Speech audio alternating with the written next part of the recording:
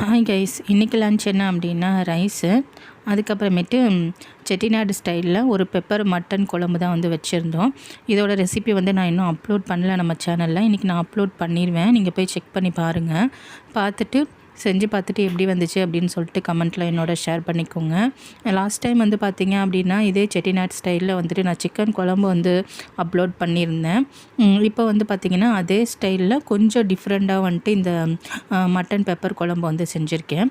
இது ரொம்பவே டேஸ்ட்டு நல்லாயிருக்கும். செஞ்சு பார்த்துட்டு எப்படி வந்துச்சு அப்படின்னு சொல்லிட்டு மறக்காமல் என்னோட கமெண்ட்டில் ஷேர் பண்ணிக்கோங்க.